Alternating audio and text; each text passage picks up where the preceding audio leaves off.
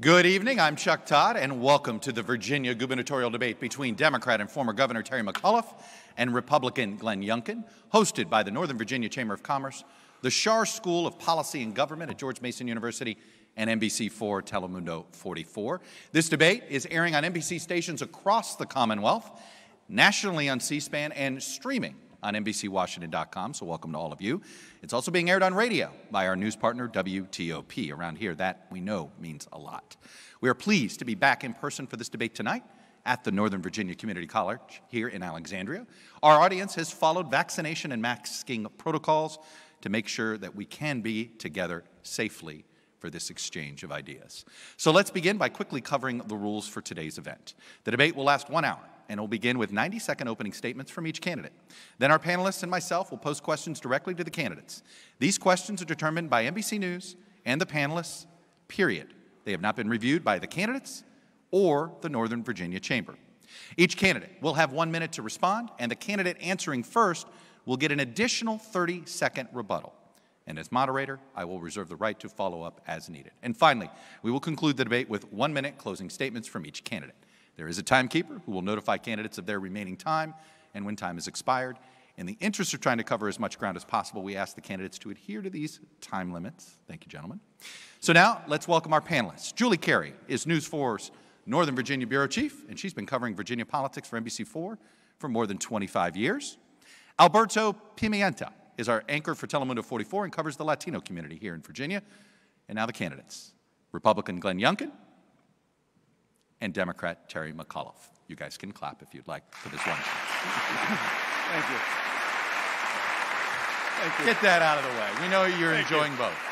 And with that, let's begin. Mr. Youngkin, your 90-second opening statement. Great, thank you. My fellow Virginians, tonight I ask you to join me. I ask you to hire me to go work for you.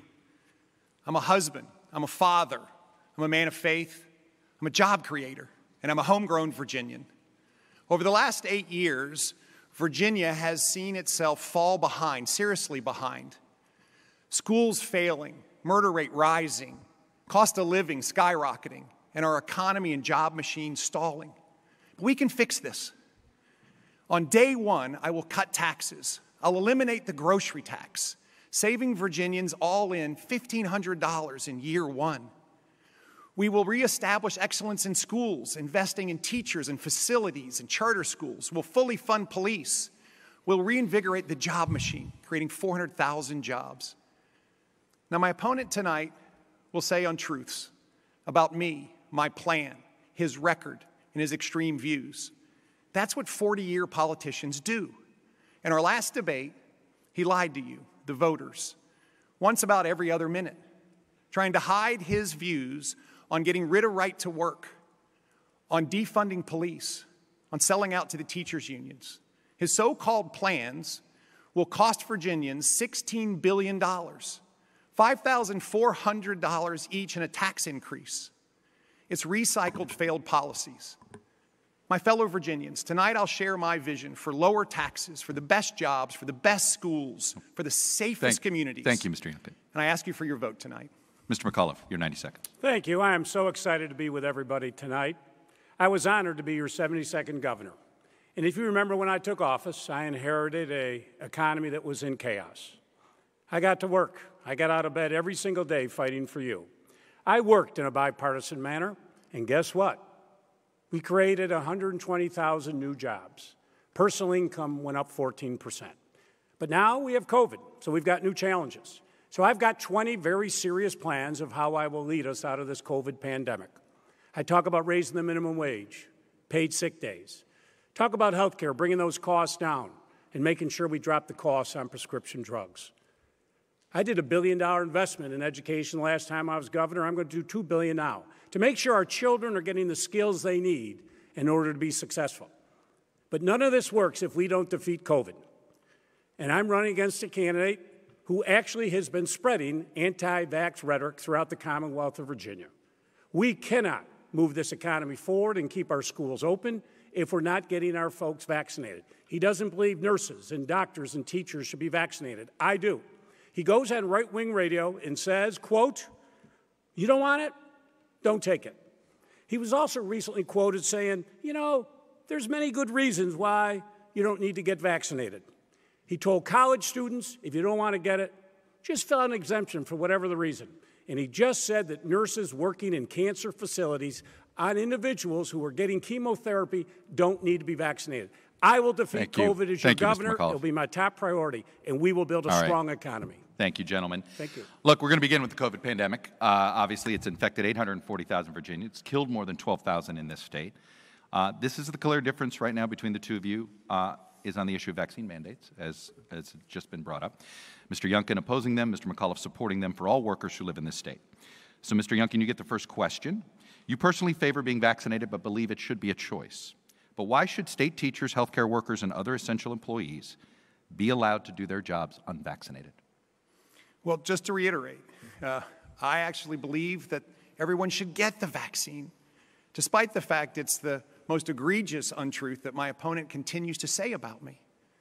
I've gotten the vaccine. My family has gotten the vaccine. It's the best way for people to keep themselves safe. And I, in fact, have asked everyone in Virginia to please get the vaccine. But I don't think we should mandate it. And I think we find ourselves at a moment where my opponent has said, he's looked at the television screen and he has said, if you don't get the vaccine, I'm going to make your life difficult. He wants employers to fire employees who don't get the vaccine. At a time when we are trying to come out of this pandemic, we're ranked 44th in the nation in job recovery. We need those healthcare workers. We need people on the job. To make their life difficult, that's no way to go serve Virginians. We can do this. We can, in fact, protect lives and livelihoods. And as governor, that's what I'll do in Virginia. Mr. McAuliffe, your 1 minute. Let's be clear. Glenn Youngkin is the one who's been lying to you. He goes on right-wing radio and does his right-wing rallies and tells his supporters, his quote, if you don't want to get it, don't get it. You can't be governor saying things like that. That is disqualifying. We had 8,000 cases yesterday in Virginia. 10% of Virginia's population has been infected. We need leadership as governor, not trying to be a Trump wannabe and doing the talking points, but he says one thing on right-wing radio and then comes here and says something different. He has said, day one as he's governor, mask off and no vaccination requirements. Think about that. So you've got a parent who's got a child, a 6th, 7th grader, going to be going to school, 1st grade. They can't get it because they're too young, and he's going to send a child to a school where the teacher's not wearing a mask and the teacher's not vaccinated? That is disqualifying to be governor. Thank you, Mr. McAuliffe. 30 seconds, Mr. Youngkin. I think what is most hypocritical here is no more than 5 or 6 weeks ago, Terry McAuliffe actually shared my view that companies should not mandate. It should be a decision that companies should make. And then for political expediency, he must have seen a poll somewhere. He changed his view completely. This is what you get from Terry McAuliffe. It's whatever he thinks he needs to say to get your vote. Let me be clear. I believe the vaccine absolutely saves lives. I think the last 20 months has been an absolute tragedy. And I look forward to working with Virginians to get people vaccinated and to help people live their lives. A quick follow-up to you, Mr. Youngkin. Do you believe getting vaccinated for measles, mumps, or rubella is a personal choice for Virginians? I think that the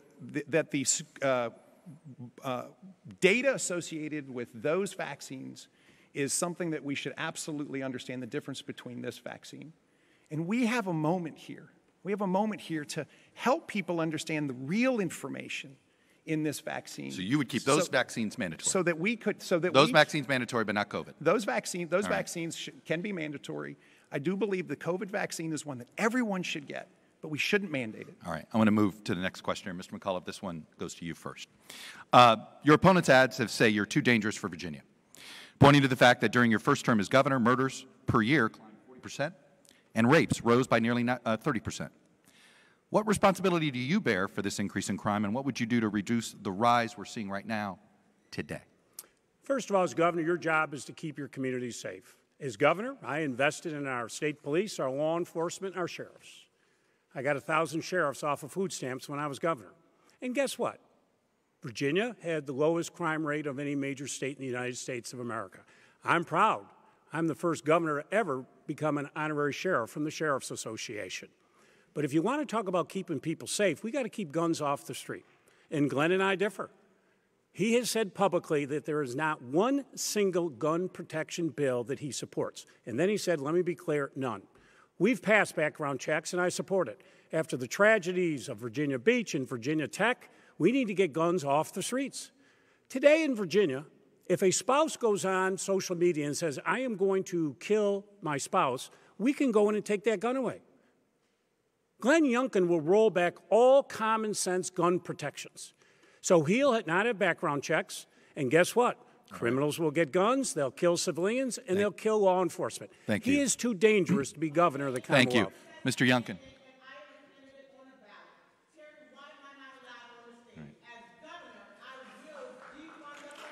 All right.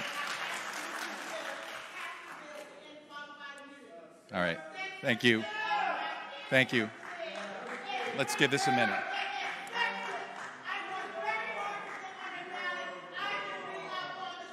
I agree. All right. Thank you.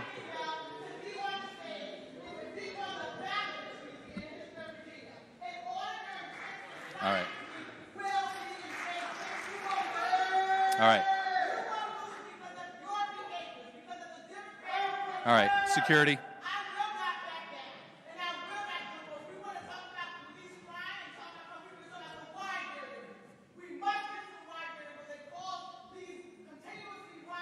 All right. We're going to take a quick commercial break. We'll be right back. This is a News 4 special.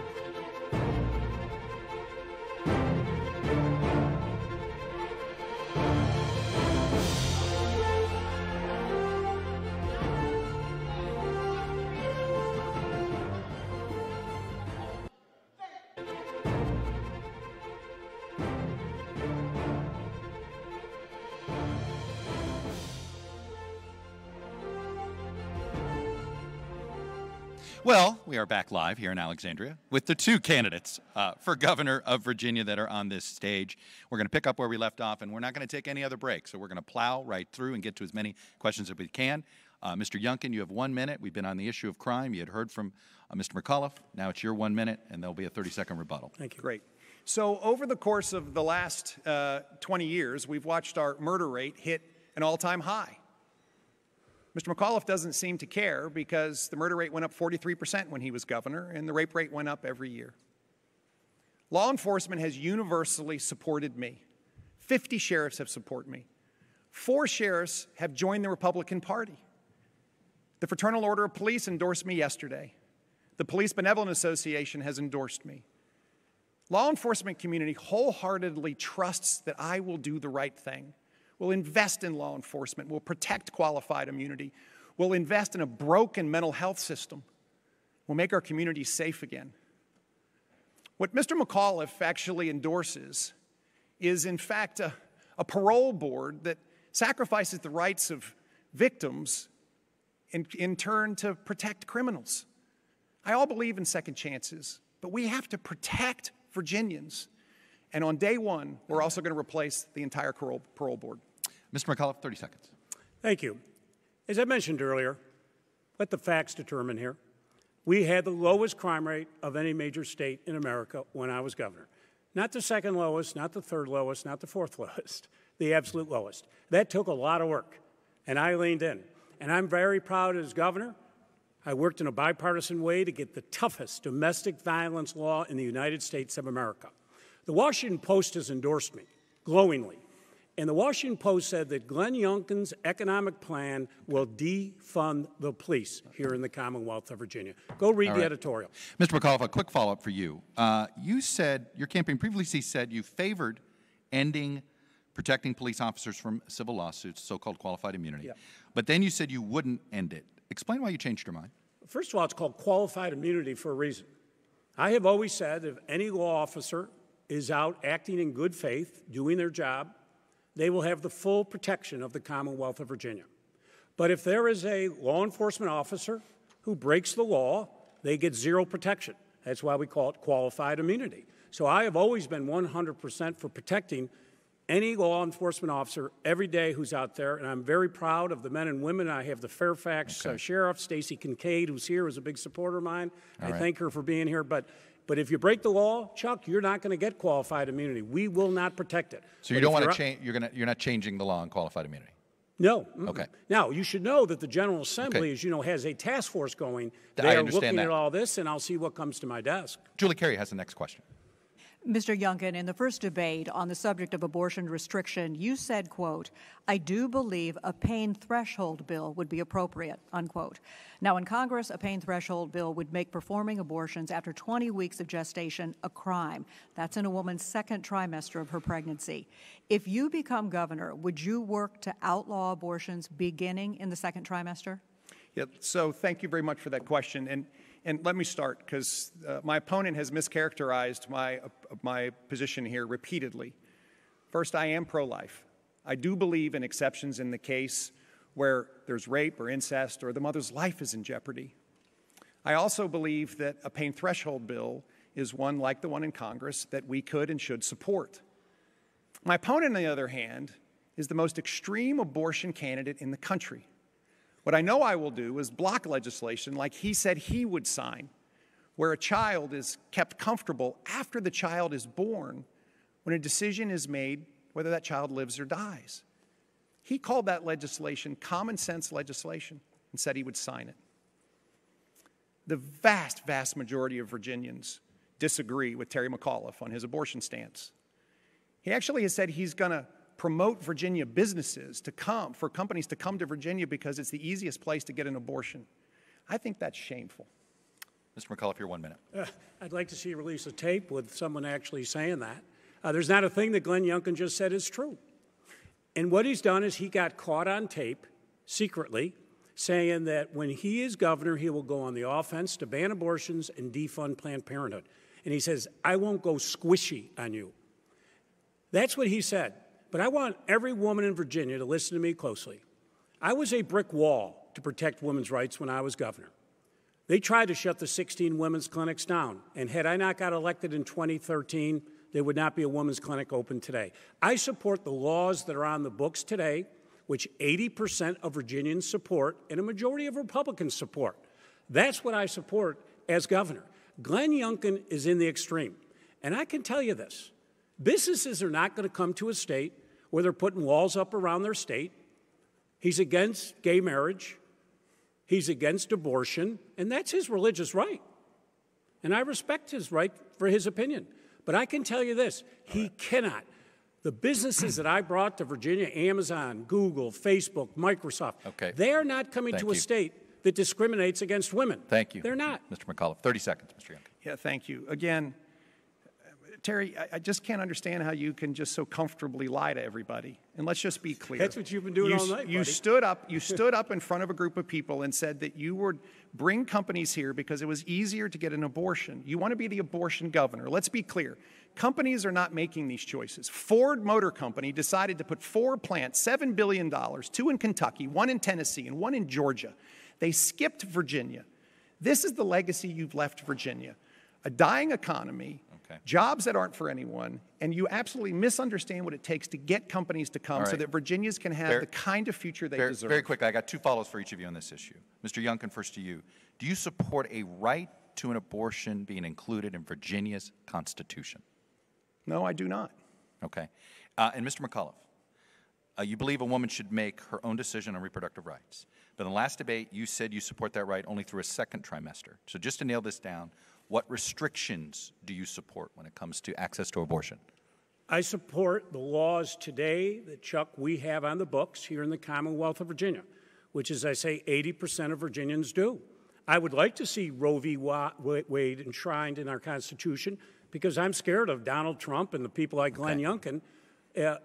Women are tired of people like Glenn Youngkin telling them what to do with their bodies. It is time that men leave women alone and let them make their own choice about their own reproductive rights. Alberto Pimienta, you got the next question.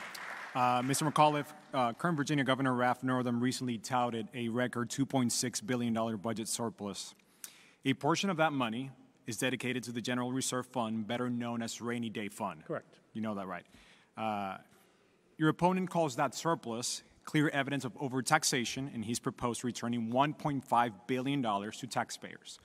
Why shouldn't Virginians who've just gone through such challenging times during the pandemic reap some of this fiscal reward in the form of a tax relief? First of all, that $2.6 billion came from a $14.3 billion one-time American Rescue Plan money. So, as I say, when I took office, I had to call a special session to eliminate a $2.5 billion deficit that had been left for me, and I left a $500 million surplus. I'll put more money in people's pockets. But Glenn always comes up with these crazy tax schemes. The Washington Post, the Roanoke paper, 3 independent studies have said that what he will do will destroy Virginia's economy. It'll take $10 billion out of education. You'll see 43,000 teachers cut, including 3,000 right here in Fairfax County. I mean, he loves his tax schemes. I mean, he even went to Fairfax County last year during COVID and had a faulty tax scheme because he keeps horses in his backyard, fancy horses, and actually got an agriculture exemption and basically chiseled Fairfax County out of $75,000 a year, which is actually a year's salary for a teacher. I'm not going to do that. You make hundreds of millions of dollars, and why are you chiseling Fairfax County so that you can have an agriculture exemption for your fancy horses in your backyard? I just think that's wrong. 1 minute to you, Mr. Youngkin. Thank you. So let's begin that the $2.6 billion surplus was actually generated by overtaxing Virginians. $4.3 billion went to the state government from the federal government. Over $9 billion went other places. Terry, I know you don't understand revenues and expenses. You have no idea what you're talking about, Terry. Revenues and expenses, I know, are hard for you. I know they are. That's why they tossed I know they're hard for you. So I know they're hard for you. That's why you got tossed out of your firm. But at the end of the day, Terry, you have no idea what you're talking about. Okay. Yeah, so what I believe is that money belongs to Virginians, not Terry McAuliffe. And oh, by the way, they're going to overtax us again by $2.6 billion again. They're piling on tax upon tax. So we're going to eliminate the grocery tax. We're going to double the standard deduction. We're going to declare the largest tax rebate in Virginia history. We're going to cut the taxation on our military retirement up to $40,000 so they'll stay here. We, in fact, find Virginia losing out with families moving away to the other states faster than they're moving here because our taxes are too high, and we're going to bring them down and make our cost of living in Virginia lower. Go ahead, 30 seconds. Yeah. 30 seconds. Yeah. Glenn Youngkin will have no ability to bring jobs here because he wants to ban abortion. He's against gay marriage. I got CoStar to move to Richmond, Virginia, 1,000 jobs. They're doing another 1,000 jobs because we are an open, welcoming state. I can tell you with his extreme positions, businesses won't come here. I got Nestle Corporation to move out of L.A., 1,100 new economic development projects, $20 billion of new capital when I was governor. That's a success rate. And I left a $500 million surplus when I was in office. I inherited a $2.5 billion deficit. That's just a fact. And we created, guess what? All right. 200,000 new jobs and personal income went up 14%. I am very proud of that record. All right. Let me move to our next issue here. I got the next questions for you, Mr. Youngkin. Thank you. I want to turn to the issue of election integrity. Out of more than 4 million ballots cast in Virginia's 2020 presidential election, there was just one reported case of voter fraud. And that person was convicted this year of a misdemeanor. So, Mr. Youngkin, earlier this year, you said election integrity is a top priority of yours. But at the last debate, you acknowledged that there had not been significant fraud in Virginia's election. So if it's not a problem, why call it a priority? Well, election integrity, making sure our elections are trusted and safe, is not a Republican issue, and it's not a Democrat issue. But, of course, my opponent stood up and said in 2000 that they stole the election from us. And he said it continually, and he never acknowledged that George W. Bush was legitimately elected. We, in fact, saw after that Florida invest in their election process and actually report first. Virginians deserve that. So we're going to invest in our election process so the Virginians trust it. I've said there wasn't material fraud, and I believe that the election was certifiably fair. But I want to get back to one thing a minute ago. My opponent mischaracterizes his record so acutely. Virginia, over the last 8 years, has grown economically 70% slower than the states around us. Maryland, North Carolina, Tennessee, South Carolina, Georgia, they have outpaced us by 70%. When you were governor, 120%, creating more jobs and more opportunity. That's the legacy you have left Virginia. Mr. McAuliffe, your 1 minute. Election integrity. This is all Glenn Youngkin had on his website for 7 months. This is all he talked about. He's actually said it is the most important issue facing Virginians. Election integrity, really? I think it's jobs. I think it's COVID. I think it's health care. I think it's education. You know why? Because he's a total wannabe Donald Trump. This all goes back to the 2020 election that somehow Trump mysteriously, they put their tinfoil hats on, and all of a sudden Trump really won the 2020 election. But you know, it runs down our democracy, and we shouldn't allow this to happen. But he said so much of the reason he's running for governor, his quote, is because of Donald Trump. He's been endorsed by Donald Trump 4 times. He said he's honored and pleased to have Donald Trump's endorsement. So, you know, he plays this game that he goes to his extreme people that he does on right-wing radio and talks about these issues and then tries to come here in Northern Virginia and pretend, oh, I'm some moderate. He's not. He's extreme on abortion, election integrity, and all these other issues. He is bought and paid for by Donald Trump. He wants to bring Donald Trump-style politics to Virginia, and we're not going to allow it. Mr. Youngkin, 30 seconds. Thank you. Thank you. So, Terry, you just made folks in Las Vegas a lot of money, and I know you love to go campaign there versus being here. But there's an over. First of all, I do love Las Vegas. There's an over and under tonight. There's an over and under tonight on how many times you're going to say Donald Trump, and it was 10, and you just busted through it. You're running against Glenn Youngkin. You're running against Glenn Youngkin. I know you wish you weren't because the polls say I'm ahead, but you're running against me. Let's have Terry McAuliffe versus Glenn Youngkin, and let's let Virginia voters decide who they want their next governor to be. The reason, Chuck, is, let's be clear. The reason is he has said he keeps invoking Trump. He's endorsed 4 times. The only person invoking Trump is you. Yes. All right, go ahead, Julie, you got the next question. You'll both want to hear this. Mr. McAuliffe, your campaign website promises you will implement the Virginia Department of Education's new model policy to protect transgender students. Now, that's a policy that allows students to use the restroom and locker room that matches their gender identity and requires school employees to address students by their chosen pronoun. But in the last debate, you said it should be up to local school districts to be able to create their own policies. So which should it be, statewide protection or local choice? I like locals having input, obviously, on such an important issue, but the state will always issue guidance, as we do from the Department of Education. But I've said this before. These children are going through very stressful situations. Why people continually want to demonize children, I just don't understand. I want every child in Virginia to get a quality education.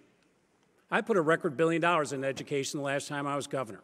No matter the color of your skin or whom you love, I believe you should get a great quality education.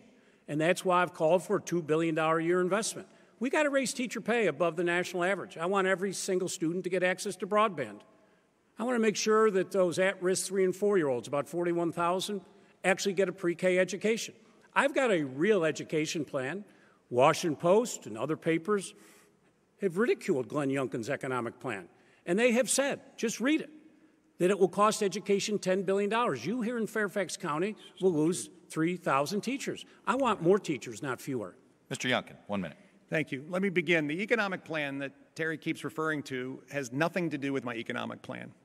He doesn't like mine because it's better than his, and he picked up another one and is using that for all of these baseless comments.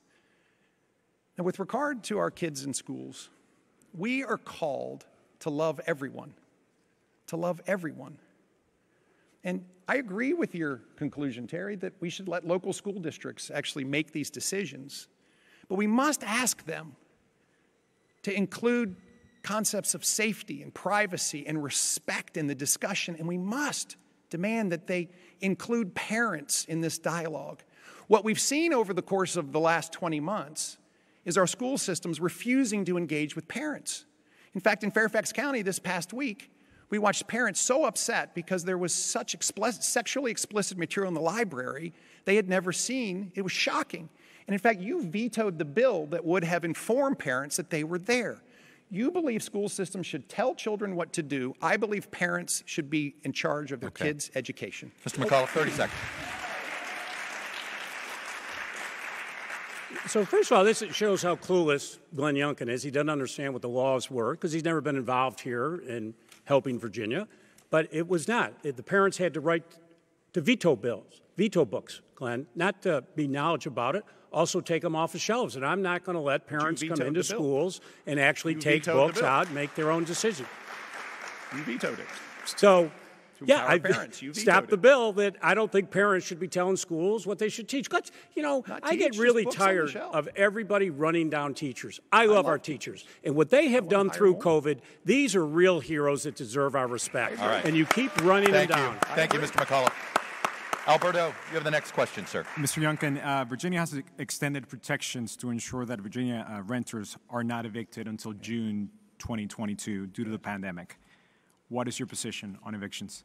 Yeah, I think that there's a really good legal framework in place to provide resources and support for people so that they won't be kicked out of their homes. I mean, we've been through a really, really tough pandemic. In fact, I think it's worse in Virginia than it otherwise needed to be. We're ranked 44th in the nation in job recovery because we have a stalled economy going in, and we actually rank 50th in the nation in freedom coming out. I believe the number one way we're going to help folks with their rent is to get them jobs. Virginia created 44,000 jobs over the last 8 years. North Carolina created 8 times that amount. Tennessee, 6 times that amount. It's the legacy that Terry McAuliffe left us, a stalled economy, stalled jobs, fewer jobs today than we had before the pandemic. I'm going to go to work on day one.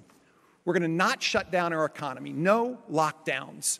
We're going to cut job-killing regulations. We're going to turn on our job machine and create 400,000 jobs, and I'm going to protect right to work, and Terry McAuliffe's going to get rid of it, and it's going to be the death blow for Virginia. Mr. McAuliffe, 1 minute.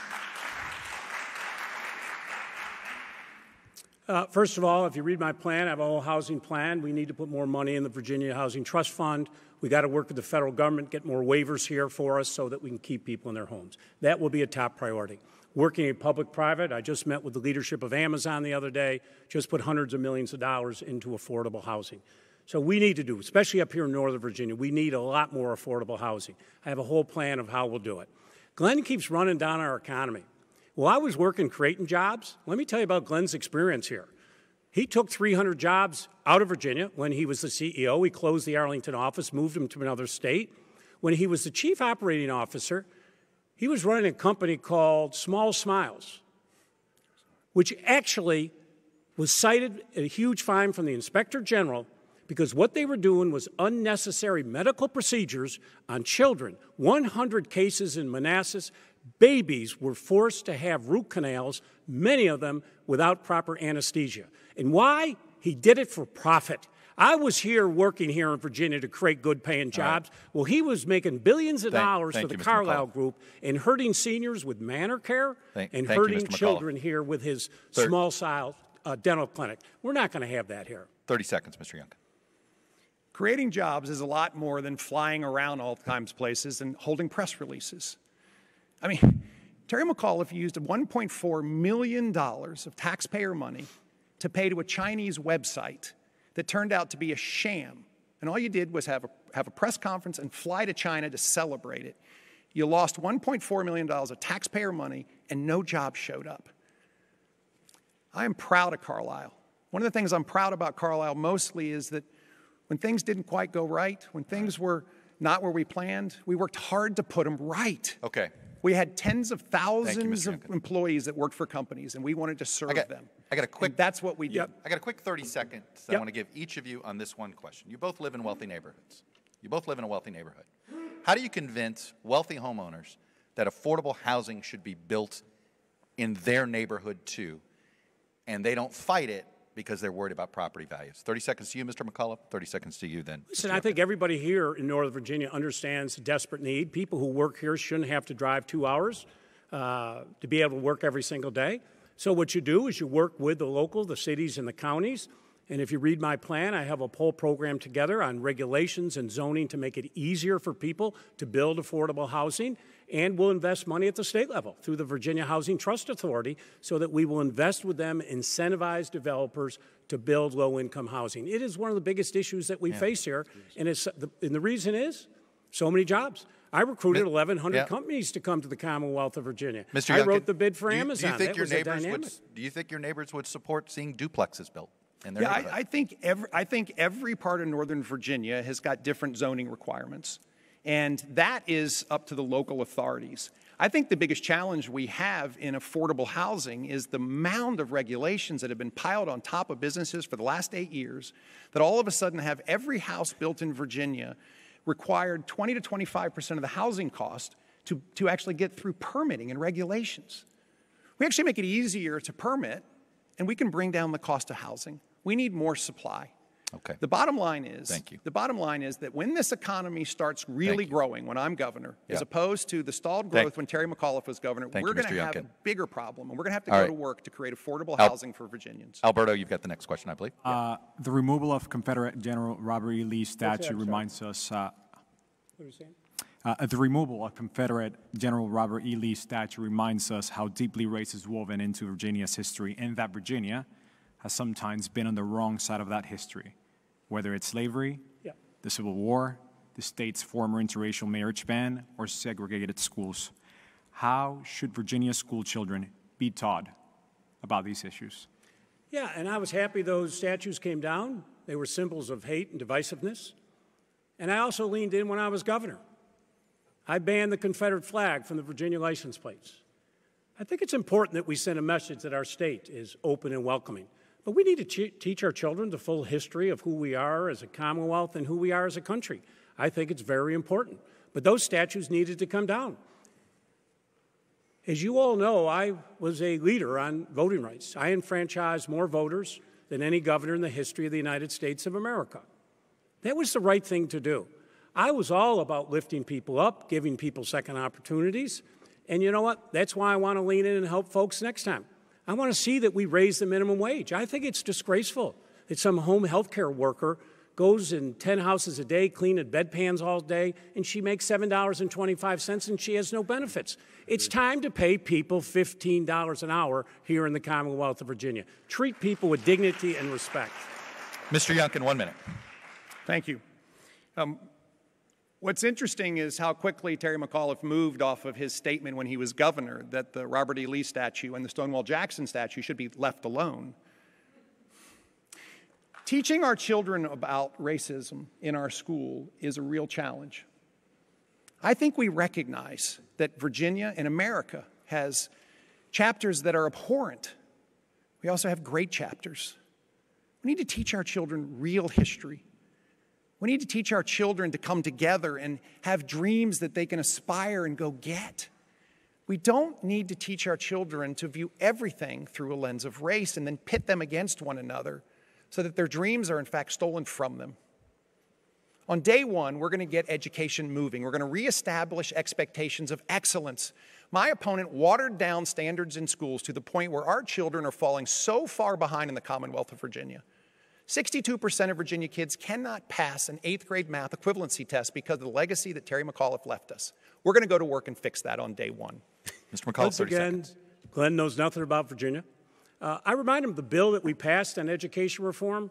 I had a Republican legislature. Guess what it passed the Virginia Senate, which was Republican? 40-0.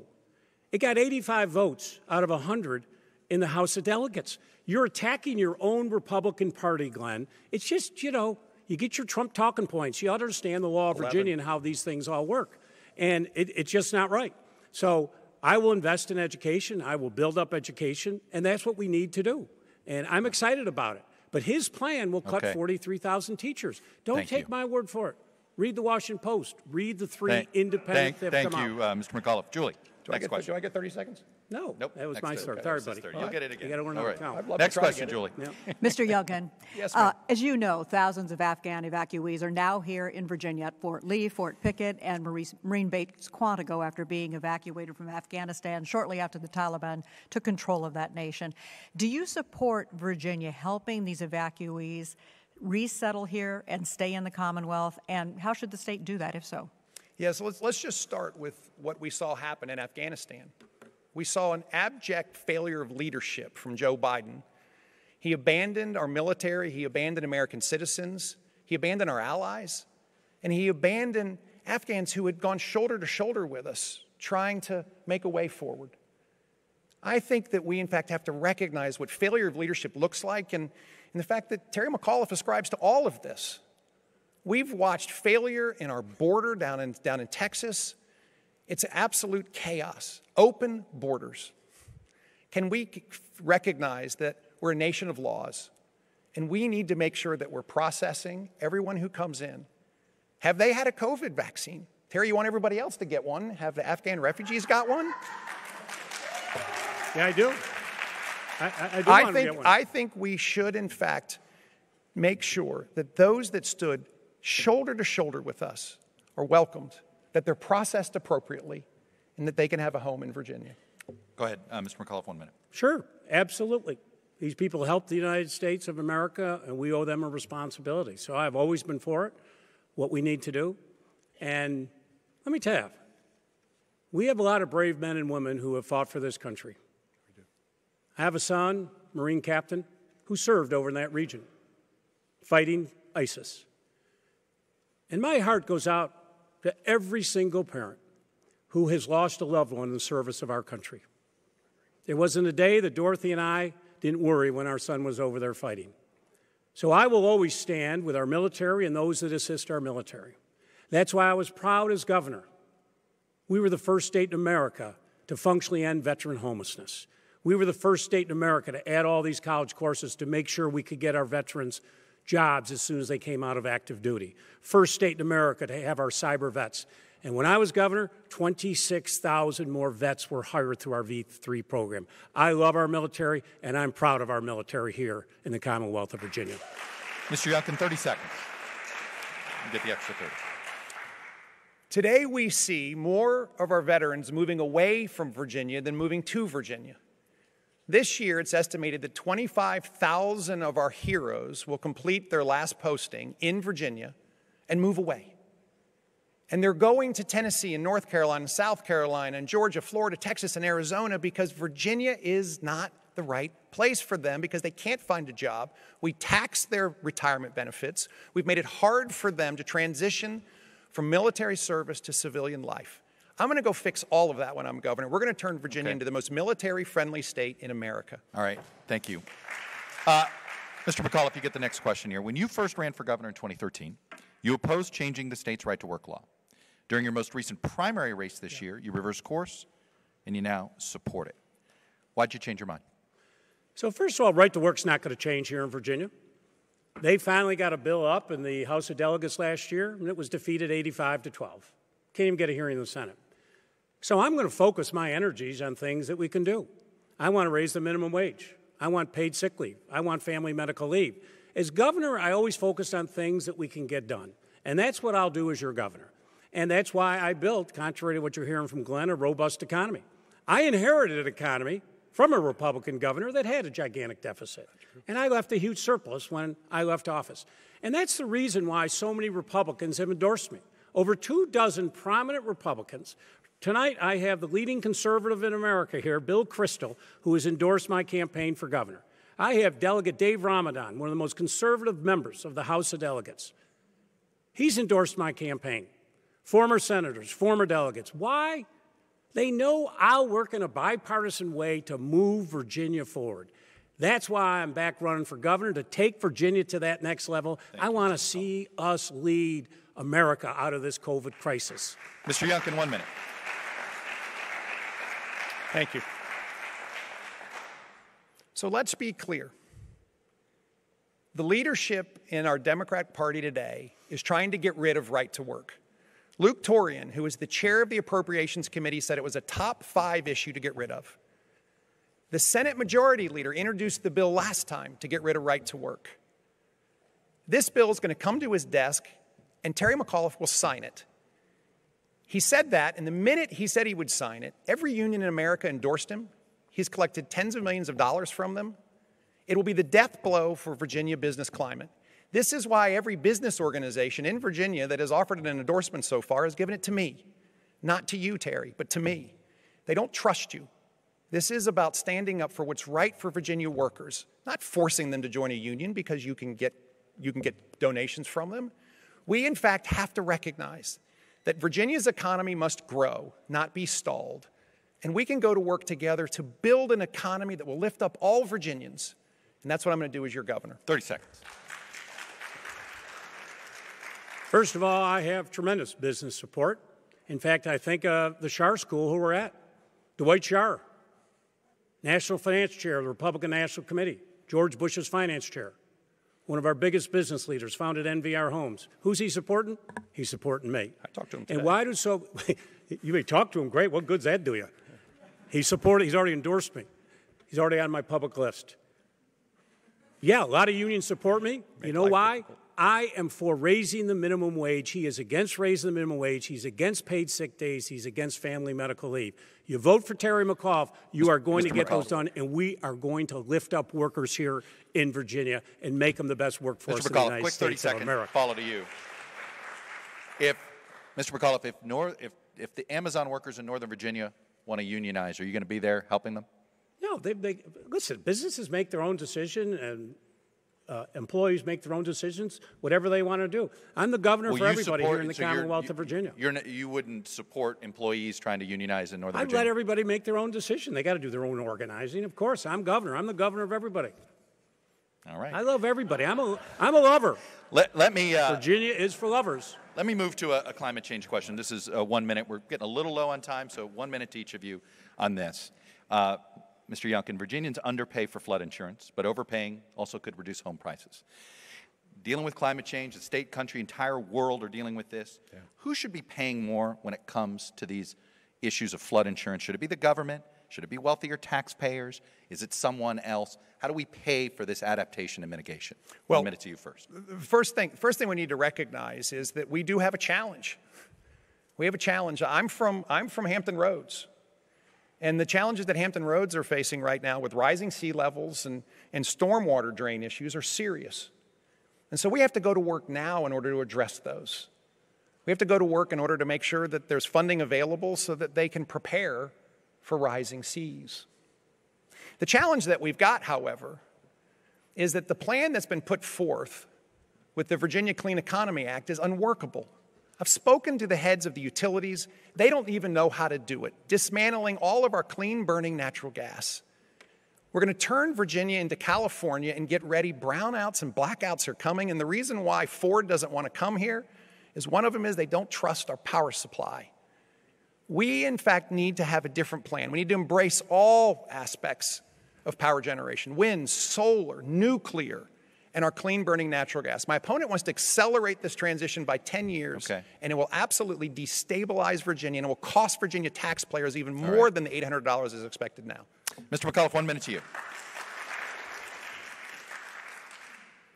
I want to see it done by 2035. When I think of clean energy, I think of jobs. Glenn Youngkin said he just announced again he's not for the clean plan that passed here. It's the only way we're going to make progress here in the Commonwealth of Virginia. When we finally rejoin the Paris Agreement to join the rest of the world to show that we're serious about it, he said it was totally frustrating that America got back in it. So he doesn't want to do anything on clean energy. I will be the clean energy governor. I have always said this. Let's do it by 2035. The opportunities we have. Yeah, Hampton Roads, they've seen their sea level rise by 14 inches since 1950. I worked hard. The Ohio Creek project that I did with the HUD, $135 million to save an African-American neighborhood, to build the new seawalls. We've got to do that all over Hampton Roads. But what I think about, we have these 2 new wind turbines that are 27 miles off the coast of Virginia Beach. We're going to have 200 more in 3 years. I want to see all those turbines, blades. I want that manufactured here. I think the Portsmouth Marine Terminal, I truly believe, can be the green energy manufacturing hub for the United States of America. That is America's future, and Virginia is going to lead the way, and that's going to be hundreds of thousands of jobs. A couple of quick questions for both of you, 30 seconds each. Mr. Youngkin, should members of Virginia's Republican congressional delegation on Thursday vote for the bipartisan infrastructure bill? Do you want Virginia's Republican members of Congress to vote for that bill that will provide money to Virginia? Yeah, I believe that there is good future in the infrastructure bill. And I look forward to those funds coming to Virginia and putting them to work. I mean, one of the realities is when you have an offshore wind project that I wholly support, but you have people who have never run a business, never negotiated something before, negotiate, and all of the supply chain is not in America, not in Virginia. We should have negotiated American content, Virginian content in that. And that's what you get when you elect people to office who don't know how to run a business. They end up giving up opportunities and then coming back and trying to make it up after they've missed the boat. All right, before you jump in, Mr. McAuliffe, do you support the $3.5 trillion package that Democrats are working on in Congress, or do you think that number should come down a little bit? Let me answer. It is so frightening to listen to him talk about Virginia. We don't make it yet. We don't make it in America. This is all a crazy talking points like Trump again. Nope, we need to build it here in the Commonwealth of Virginia. We can't do it today saying we want the content in Virginia. He's just clueless. I mean, this is not like a Carlyle, portfolio thing you're trying to sell to investors. I mean, we got to deal with reality here. I think the 3.5 is too high. Do you? Sure. But here's my message to Congress. I am really sick and tired of all of them. You know what? They ought to follow the Virginia model. When I was governor, in a bipartisan way, Chuck, I got education done, I got transportation done, I got veterans and economic development. We got things done. That's why so many Republicans have endorsed me. We do things in a bipartisan way. They got to stop their little chitty chat up there, and it's time for them to pass it. Let's get this infrastructure bill passed for America. 30 seconds each. Mr. McAuliffe, you toyed with the idea of running for president in 2020. Do you pledge to serve your entire term as governor if you win this race? Yes, absolutely. And listen, I looked at 20. That didn't go too far. So okay. And Mr. Youngkin, if Donald Trump runs for president in 2024, will you support him? Yeah, who knows who's going to be running for president in 2024? And if he's a nominee, will you support who knows? Let me just start. If he's the Republican nominee, I'll support him. I want to just be clear. When Terry McAuliffe stepped in 2014, he adopted the exact same tactics that the Democrats in Washington are using right now and tried to shut down Virginia's government. He threatened to shut it down. He forgets this because it's not pleasant for him to remember. And then in 2017, the rating agencies came and was getting ready to downtick Virginia because of his inability to manage fiscal responsibility. This is what you get with Terry McAuliffe. All right, guys. I do need to answer that. So just so the facts are clear. The reason they say we're going to downgrade is because of the debt that I inherited from the prior administration. And I flew to New York with Republicans with me. And guess what? We negotiated it. I mean, Glenn, you just got to get your facts right, buddy. Terry, we went up. You can call the senators, the Republican senators who went to New York with me. It was because we had a $2.5 billion hole in our budget. You'll get to continue this debate after we're done here. Okay. But the good news is this. You each get your 1-minute closing statements. And Mr. Youngkin, I believe you go first in this one. Yeah. Go ahead. Thank you. I'd first like to thank my wife, Suzanne, and our 4 children. You are amazing. My fellow Virginians, tonight I invite you to join me. Join me in breaking free from what has plagued our country in divided neighborhoods for too long. Broken politics, failed promises, failed leadership. You deserve better. My campaign was founded on a vision that would confront challenges, not people, that would deliver results, not excuses.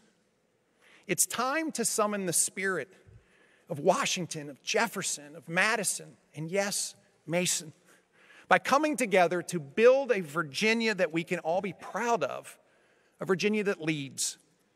Together, we will build schools that launch our students to new heights. Together, we will build communities by reclaiming our neighborhoods from crime. Together, we will build jobs and a rip-roaring economy that will lift up all Virginians. So join me tonight with a new vision for leadership, and let's build that Virginia together. Mr. McAuliffe, your 1 minute.